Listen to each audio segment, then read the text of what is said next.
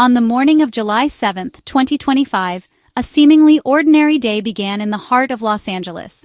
The usual calm of MacArthur Park, a familiar backdrop to the lives of many, was about to be irrevocably disrupted. The park, typically filled with the sounds of laughter and casual conversation, held a peaceful ambiance that morning. But this tranquility was shattered by a sudden, overwhelming federal presence that descended upon the unsuspecting community. At around 11 a.m., as the sun climbed higher in the sky, a convoy of armored vehicles, an imposing display of force, began to make its presence known. Accompanied by a fleet of white vans, the vehicles rolled ominously into the park, their arrival signaling a dramatic shift in the atmosphere. The sudden appearance of this federal force caught everyone completely off guard, their expressions a mixture of confusion and growing concern. MacArthur Park, a vibrant hub and a cornerstone for immigrant families, a place where community bonds were strengthened daily, was instantly transformed from a haven of everyday life into something unrecognizable. The familiar sounds of laughter and chatter were replaced by a palpable tension, as the park morphed from a place of play and community into a zone of uncertainty and apprehension. Uniformed immigration agents, their faces concealed behind masks and clad in intimidating tactical gear, emerged from the vehicles, quickly forming a skirmish line and beginning a systematic sweep through the park, their presence both imposing and unsettling. The abrupt arrival of the agents brought daily life to an immediate halt. Children's games were abruptly stopped, their innocent play interrupted by the unfolding events, street vendors froze in place, their carts and wares momentarily abandoned as they watched with concerned faces, and residents watched in stunned silence and disbelief, struggling to comprehend the sudden intrusion.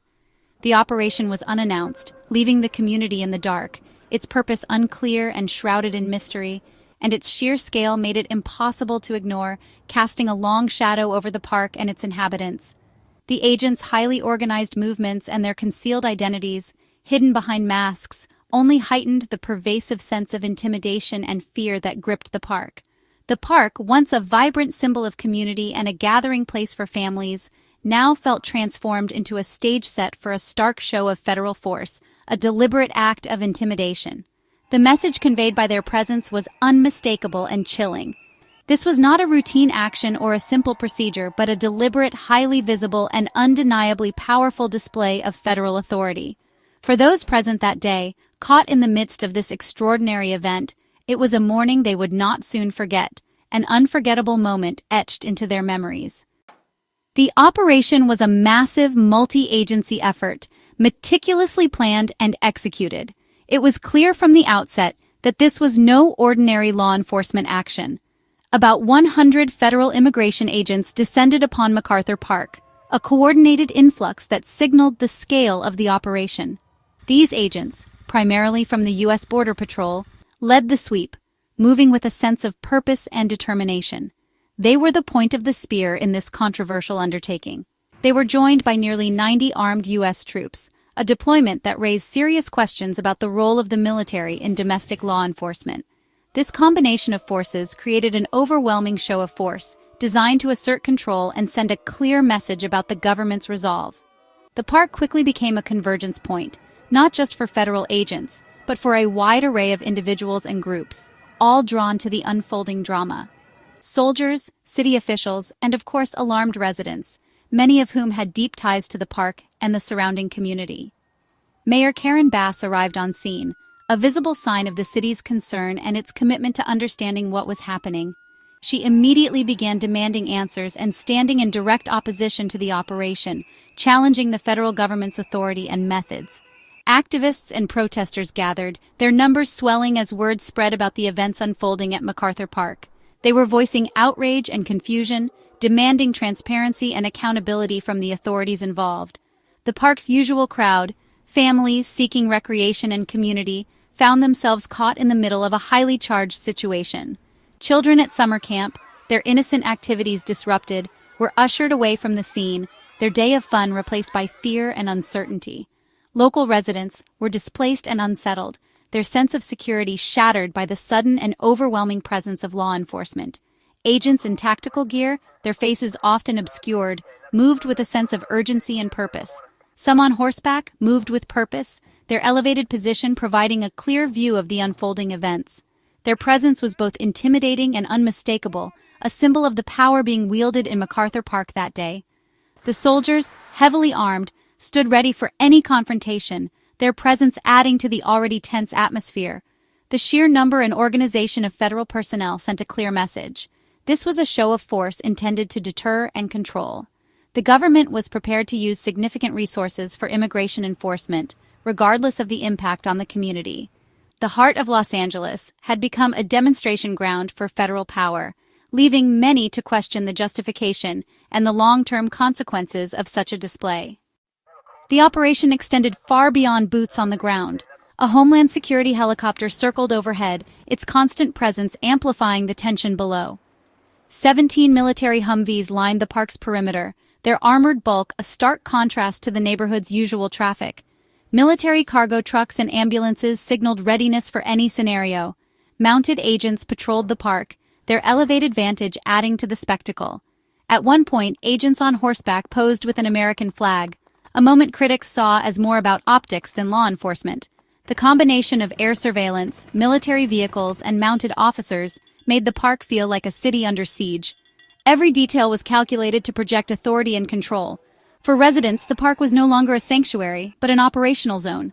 Mayor Karenbass didn't just issue statements from behind closed doors or rely on official channels.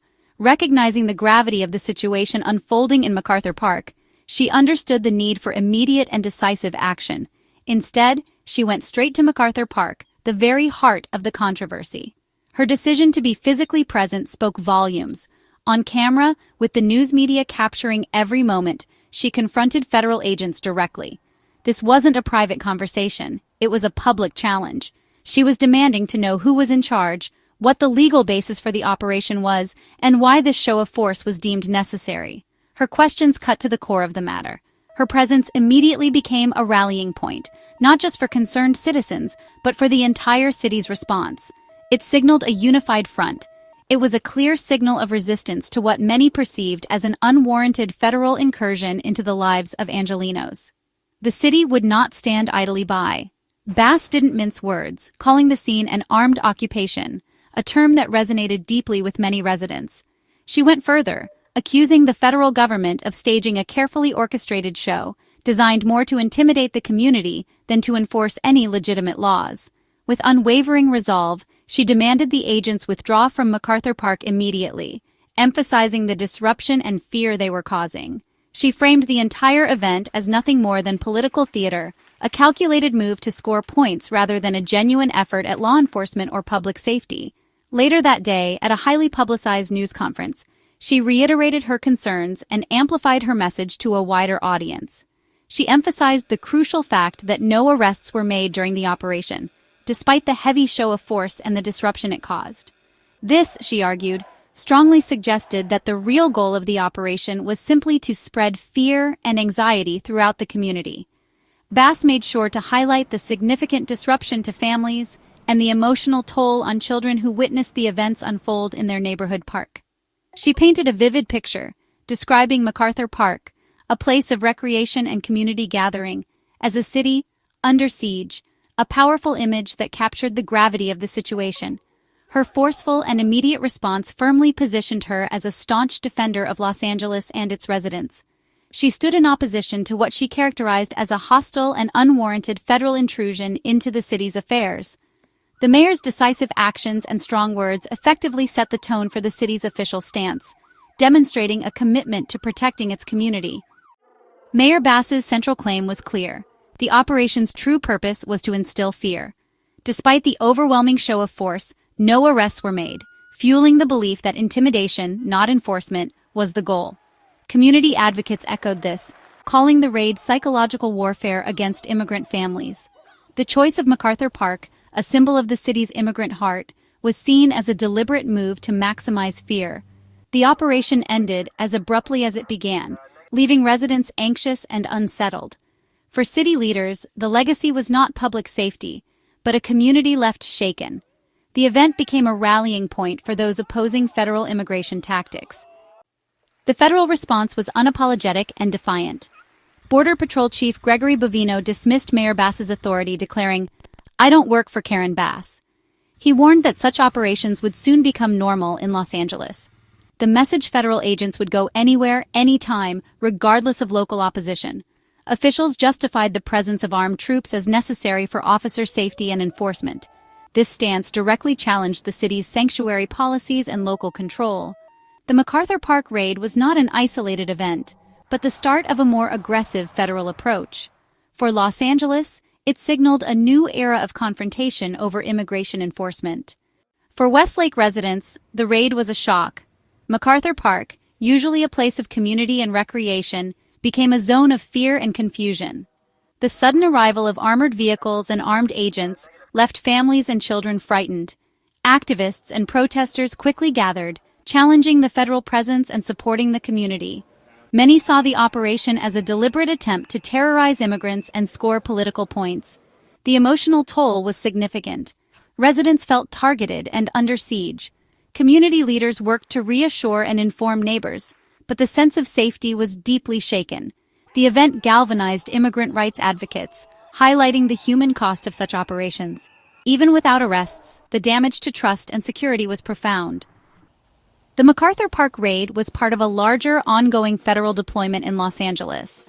Since June, thousands of National Guard members and hundreds of Marines had been stationed in the city, despite opposition from Governor Newsom. This military presence had already heightened tensions before the park operation. The use of troops for immigration enforcement blurred the line between military and civilian policing. Critics warned this set a dangerous precedent, using combat-trained soldiers for domestic law enforcement. The aggressive tactics at MacArthur Park were seen as a direct challenge to local sanctuary policies. Residents found themselves caught in a power struggle between federal and local authorities. The incident became a flashpoint in the national debate over immigration, states' rights, and federal power. When the agents and troops left MacArthur Park, they left behind a city full of questions. The biggest: why here, why now? Federal officials offered no clear explanation. Many, including Mayor Bass, concluded the operation was political theater meant to send a message. The use of military alongside Border Patrol raised legal and ethical concerns. With no arrests or clear outcome, the raid's true purpose remains a mystery.